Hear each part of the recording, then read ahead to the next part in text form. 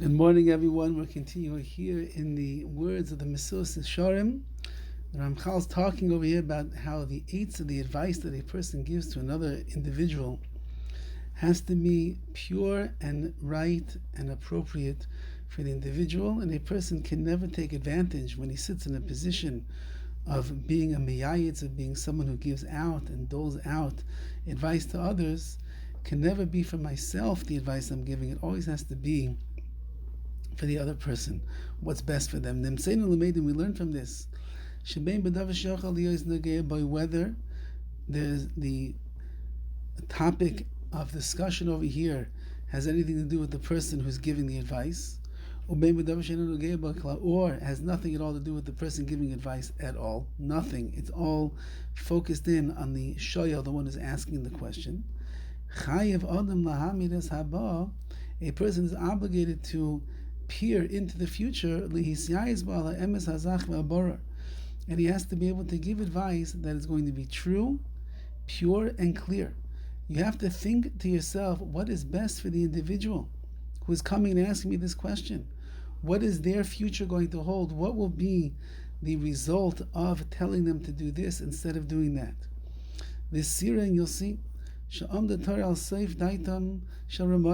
Torah itself, it looks towards the final, act, or the final result of the das, of the knowledge, or the understanding, or the actions over here of Remoyim, of those people that are tricksters.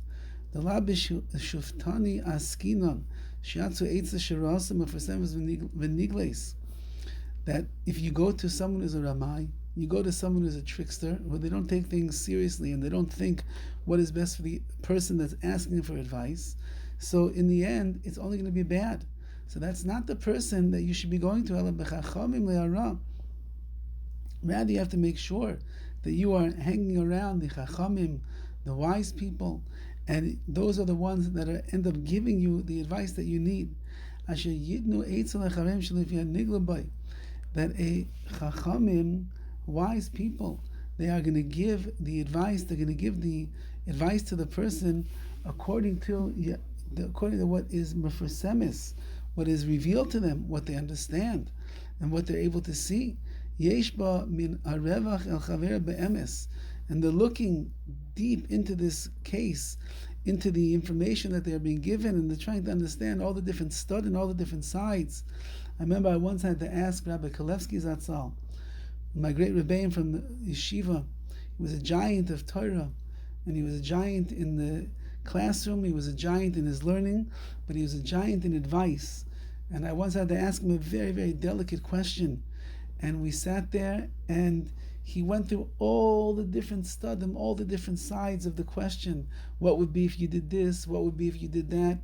Why did this happen in this way? Why could it be like this? What's going to be the outcome? What's going to be the future? And he went through all the different details that were there before he was able to give his psak. He was able to give his understanding of the situation and tell me what to do under the circumstances. Those are the ways of the Chachamim. The Chachamim, they look at all the variables. They think about it just like when they look at a piece of Gemara. So they look at the Gemara, they try to understand the Gemara for face value. Then they enter into the world of Rashi. Then they try to understand the way that Rashi is learning the Gemara. Then they go to the Tosfos, and then they go to the other Rishonim, the other commentators there, and they try in each and every step of the way to understand what exactly is the Gemara saying. So they look at the things going on in a person's life the same exact way. They look at it like a sugya, they look at it like a learning lesson in Shas, and they try to look at all the details, all the different angles that they possibly could to be able to give the proper advice. And therefore, says the Ramchal, but if you're dealing with Ramayim, if you're dealing with people that are tricky, that people that don't examine things in the right way, even though it might sound like in the way that they're giving you their advice, they know what they're talking about. At the end of the day, it's not going to be the toivasa shel chaveru. It will not be for the good of the person. Rather, it'll be either for the bad of this person, or the miyayitz, the one who's giving the advice over here, he really is doing it for his own hana, his own pleasure. He has himself in mind and not you. Okay, number, that's why it says in Chazal, Maybe the guy's going to say, "Oh, I'm giving you good advice." However, Hashem knows what's going on in this person's heart. And since that Hashem knows what's going on in this person's heart, how careful it is that a person has to be. Make sure when you go and you ask advice from the right people that are honest, people that don't have their own gaiva and their own the hardiness and their own desires in the way.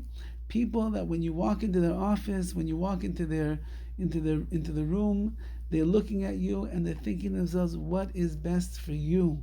Not me, what is best for you? And they advise you appropriately. Those are the people that you'll get the proper advice from, and they will help to guide you in the pathways that are going to be beneficial. But those people that you cannot trust and rely upon as being honest and completely divorced from the situation of their own desires and their own wants and their own thoughts, those are the people that Ramchal is calling Ramayim, the tricksters. Stay away from them, because they will certainly advise you in a bad way. Have a wonderful day, and may you be zeicha to have good advice.